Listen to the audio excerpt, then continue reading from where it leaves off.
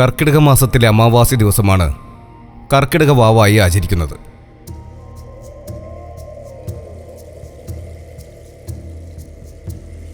കർക്കിടക വാവ് ദിനം പിതൃബലിതർപ്പണത്തിന് പ്രധാനമാണ്.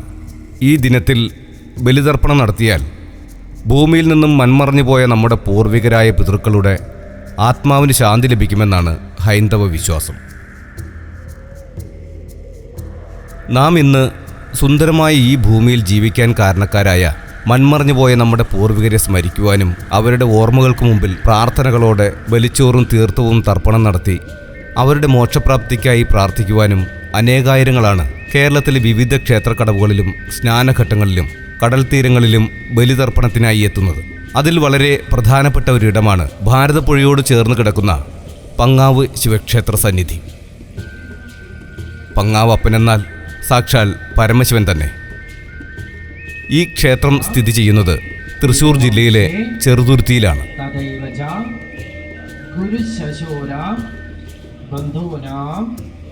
കർക്കിടക വാവുബലിയോടനുബന്ധിച്ച് വിപുലമായ ഒരുക്കങ്ങളാണ് ക്ഷേത്ര കമ്മിറ്റിക്കാർ നടത്തുന്നത്. മറ്റെവിടെ ബലിതർപ്പണം നടത്തുന്നതിനേക്കാൾ ശ്രേഷ്ഠമാണ് ശിവസന്നിധിയായി ഇവിടെ ഈ കർമ്മം ചെയ്യുന്നത്.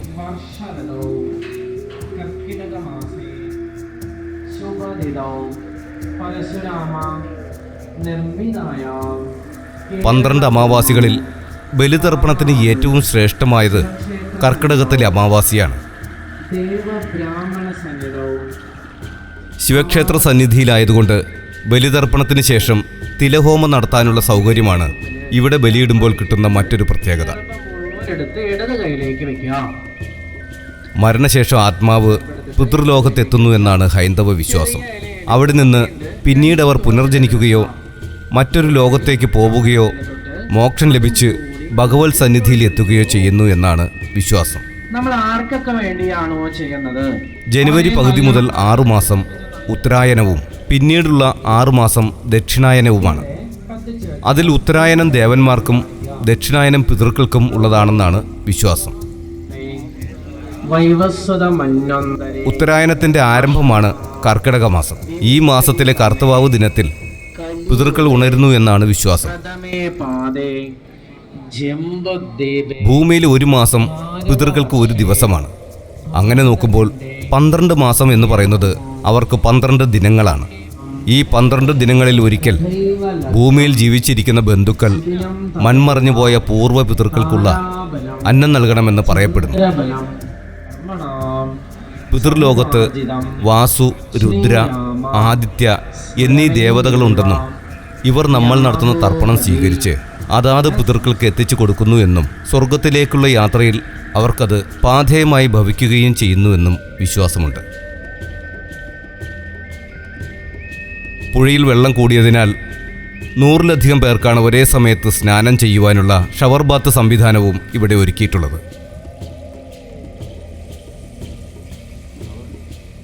ബലിതർപ്പണമാണ് പിതൃക്കൾക്കുള്ള ഏക ഭക്ഷണം.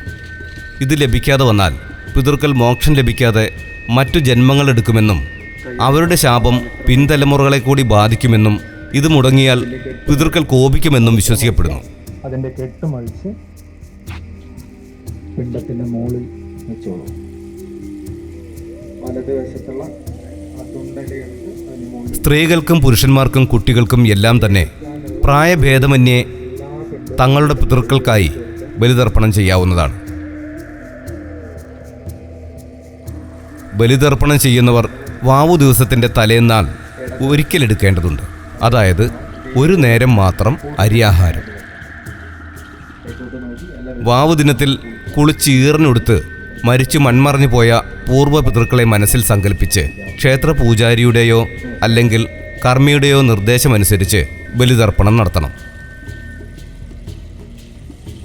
ദർഭപ്പുല്ലുകൊണ്ട് പവിത്രമുണ്ടാക്കി മോതിരവിരലിൽ അണിഞ്ഞ ശേഷം വാഴയിലയിൽ എള്ള്, ചെറുള, ദർഭപ്പുല്ല്, ചന്ദനം, ഉണക്കലരി തുടങ്ങിയ പൂജാദ്രവ്യങ്ങൾ കൊണ്ട് ബലിയിടുന്നു. ശേഷം ഇലയോടുകൂടി നദിയിലിറങ്ങി മുങ്ങി നിവരുന്നതോടെ ബലിതർപ്പണം പൂർണ്ണമാകുന്നു.